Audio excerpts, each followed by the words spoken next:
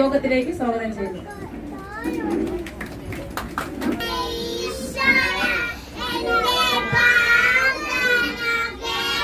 അപേക്ഷിച്ചിട്ട് ആരും തന്നെ മറ്റൊരു ജോലിക്ക് വേണ്ടി ശ്രമിക്കാറില്ല.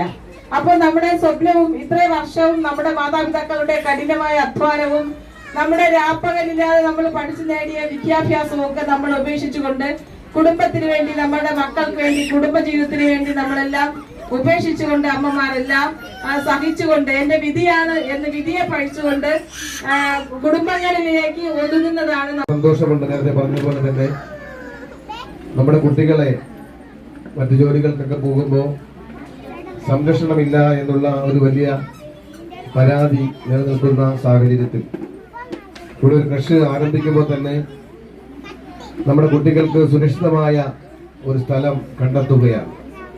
ഇവിടെ ഒരു കൊച്ച് കരഞ്ഞപ്പോ കൊച്ചിന്റെ അമ്മ എടുത്തപ്പോ കൊച്ചു അമ്മന്നില്ല, കൊച്ചിന്റെ അമ്മുമ്മ എടുത്തപ്പോ കൊച്ചു അമ്മന്നില്ല.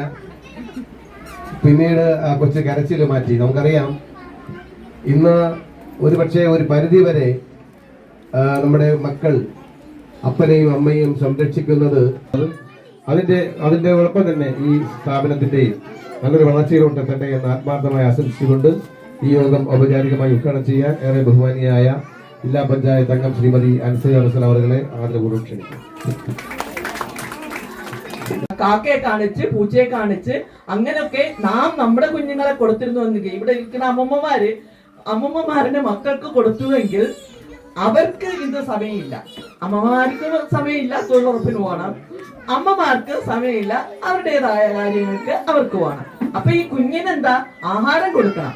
ആഹാരം കൊടുക്കാനുള്ള ഏറ്റവും എളുപ്പവഴി എന്താ? മൊബൈല്, അല്ലെ? രണ്ട് പാട്ടുമൊക്കെ ഇട്ട് അവർക്ക് കാണിക്കുമ്പോൾ അവര് അറിയാതെ വാതുറക്കും. അതിനിടയിൽ അവർക്ക് കൊടുക്കുന്നതിന് വേണ്ടി ശ്രമിക്കും. പക്ഷേ ഈ അംഗൻവാടിയിൽ കൊണ്ടുവന്ന അതല്ല ലഭ്യമാവുക.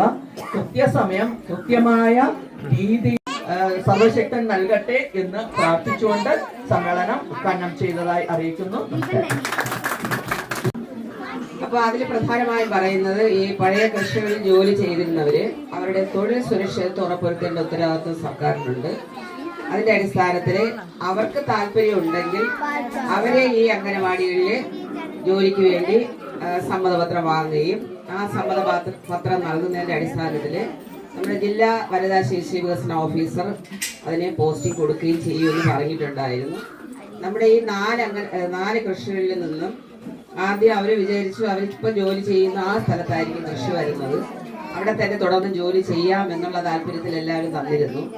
അത് കഴിഞ്ഞാണ് നമ്മൾ അംഗനവാടിയോട് ചേർന്നാണ് ഈ കൃഷികൾ സ്റ്റാർട്ട് ചെയ്യുന്നതെന്ന് പറഞ്ഞപ്പോൾ ബാക്കി തന്നവർക്കൊന്നും വരാൻ മനസ്സില്ല. അതിൽ ഒരാൾ മാത്രം, രമ്യ ശിവൻ മാത്രം അത് താല്പര്യം ഉണ്ടായിരുന്നു. അത് പോസ്റ്റ് ചെയ്ത് കഴിഞ്ഞു.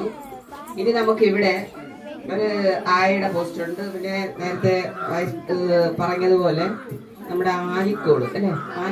വേങ്കോടും ഒന്ന് ആലിക്കോടുമാണ്. അപ്പൊ വേങ്കോട് മാത്രം പണി പൂർത്തിയായി.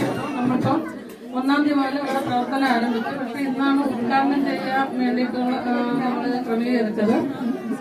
അപ്പം അതോടനുബന്ധിച്ച് ഇവിടെ അതുപോലെ തന്നെ പ്രിയപ്പെട്ട കുഞ്ഞുങ്ങളെ സ്വാഗതം പറയുക, നന്ദി പറയുക എന്നുള്ളതാണ് എന്റെ കർത്തവ്യം. എന്നാലും അതിനു മുമ്പ് 2 വാക്ക് പറയാം നമ്മുടെ അംഗൻവാടിയെ കുറിച്ച്. അപ്പൊ നമ്മുടെ അംഗൻവാടി ആദ്യം ഒരു വാടക കെട്ടിടത്തിലായിരുന്നു. അവിടെ നിന്ന് മാറ്റി നമ്മുടെ ഇവിടെയുള്ള ഒരു ടീച്ചറിന്റെ തന്നെ 4 സെന്റ് സ്ഥലം വാങ്ങിച്ചുകൊണ്ട് മുൻപിരുന്ന ഭരണസമിതി 4 സെന്റ് സ്ഥലം വാങ്ങുകയും അതോടൊപ്പം